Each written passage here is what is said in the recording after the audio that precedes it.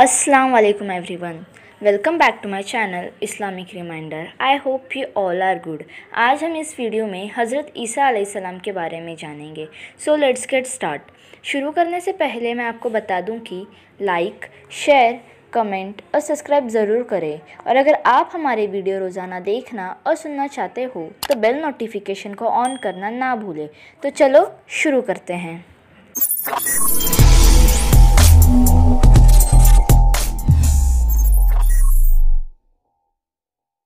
अऊज़ु बिल्लाहि मिनश्शैतानिर्रजीम. बिस्मिल्लाहिर्रहमानिर्रहीम. हज़रत ईसा अलैहिस्सलाम को खिताब व हिकमत अता की गई. खिताब से मुराद किताबत यानी आपको लिखने का इल्म अता किया गया. हज़रत ईसा अलैहिस्सलाम को अल्लाह ताला ने ख़त के 9 हिस्से अता फरमाए और बाकी तमाम लोगों को एक हिस्सा अता किया गया. हिकमत से मुराद फ़िक़ह, शरीयत का इल्म, हलाल व हराम का इल्म, तमाम अंबिया अलैहिस्सलाम की सुन्नतों का इल्म और तमाम उलमाए अकालिया आपको अता किए गए. हज़रत ईसा अलैहिस्सलाम के मौजज़ात कुरान अज़ीम में है कि मैं तुम्हारे पास एक निशानी लाया हूँ तुम्हारे रब की तरफ से कि मैं तुम्हारे लिए मिट्टी से परिंदे की मूरत बनाता हूँ, फिर उसमें फूंक मारता हूँ तो वो फ़ौरन परिंद हो जाते हैं अल्लाह के हुक्म से. हज़रत ईसा अलैहिस्सलाम का मौजिज़ा परिंदा बनाना. हज़रत ईसा अलैहिस्सलाम को ये मौजिज़ा अता करके अल्लाह ताला ने आपकी पैदाइश पर दलील कायम फरमा दी. यानी हज़रत ईसा अलैहिस्सलाम ने गोया कि अपनी कौम को बताया, ए मेरी कौम, तुम पैदाइश में शक करते हो, ये दर हकीकत रब ताला की कुदरत में शक है. रब ताला ने मुझे भी ये मौजिज़ा अता फ़रमाया है कि मैं बग़ैर माँ बाप के मिट्टी से परिंदे की मूर्ति बनाकर अल्लाह ताला के हुक्म से उसमें फूंक मारता हूँ तो वह हकीकी तौर पर परिंदा बन जाता है. हज़रत ईसा अलैहिस्सलाम ने चमगादड़ बनाई. बनी इसराइल ने हज़रत ईसा अलैहिस्सलाम से भी इसी तरह सरकशी के तौर पर चमगादड़ बनाने का मांग किया. जिस तरह वो अपनी आदत के मुताबिक पहले अंबिया अलैहिस्सलाम से मौजिज़ात का सवाल करते चले आ रहे थे. जब आप अलैहिस्सलाम ने उनके मांग के मुताबिक मौजिज़ा दिखा दिया तो वो कहने लगे, ये तो जादूगर है. उन्होंने आप अलैहिस्सलाम से चमगादड़ बनाने का मांग ही क्यों किया था? इसलिए कि ये ऐसा परिंदा है जिसमें परिंदों, हैवानों, जानवरों और इंसानी वाले खूबियाँ पाए जाते हैं. इसे बनाने में उन्हें बज़ाहिर मुश्किल नज़र आई कि इसे बनाना तो बहुत बड़ी कुदरत का तकाज़ा है. चमगादड़ के दांत और दाढ़ी होती है, उसे हैज़ आता है और ये बच्चे जनती हैं, अंडे नहीं देती. परों के यानी गोश्त के बाजू से उड़ती है, उसका कान होते हैं, उसकी पिस्तान औरत की छाती होती हैं, उसके ठानों से दूध आता है. ये इंसानों की तरह हंसती हैं, दिन की रोशनी और रात के अंधेरे में नहीं देख सकता. उसे सिर्फ 2 वक्त में नज़र आता है, एक सूरज डूबने के बाद जब तक रोशनी रहे और दूसरा सुबह के बाद ज़्यादा रोशनी से पहले. मशहूर ये है कि हज़रत ईसा अलैहिस्सलाम ने चमगादड़ के बगैर कोई और परिंदा नहीं बनाया.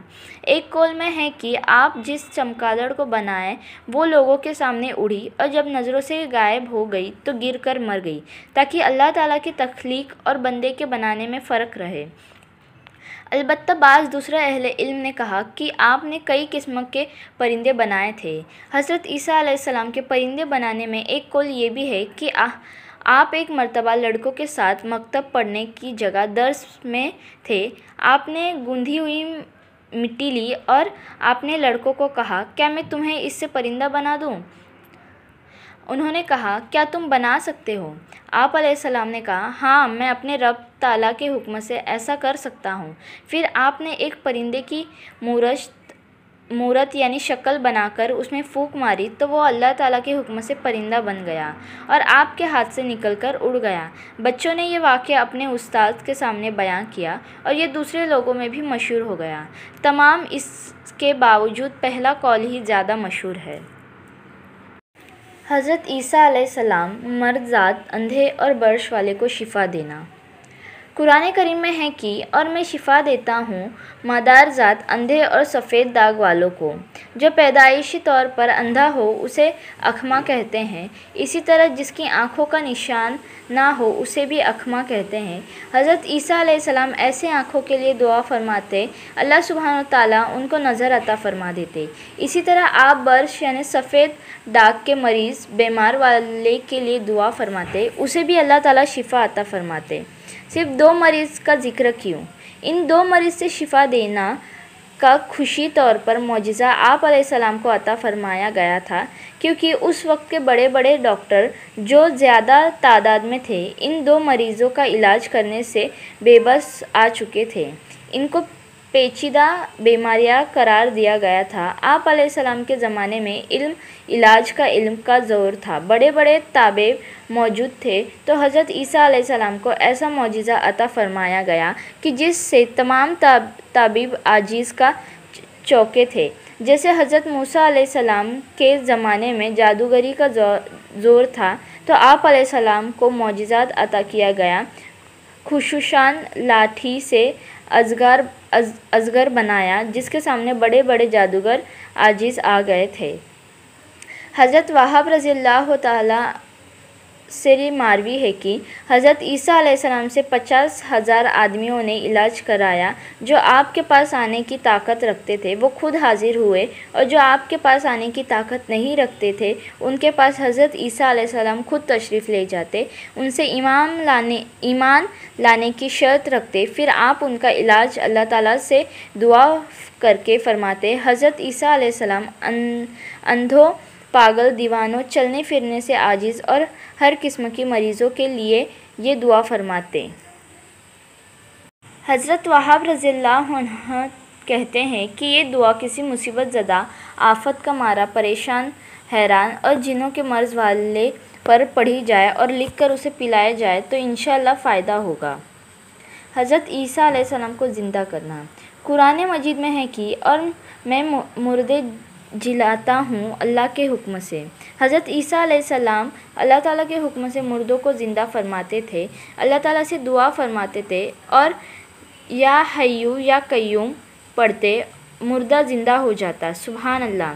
एक रिवायत में बयान है कि आप अलैहिस्सलाम ने 4 शख्सों को ज़िंदा किया: आज़ार बुढ़िया का बेटा, अशार की बेटी और साम बिन नूह।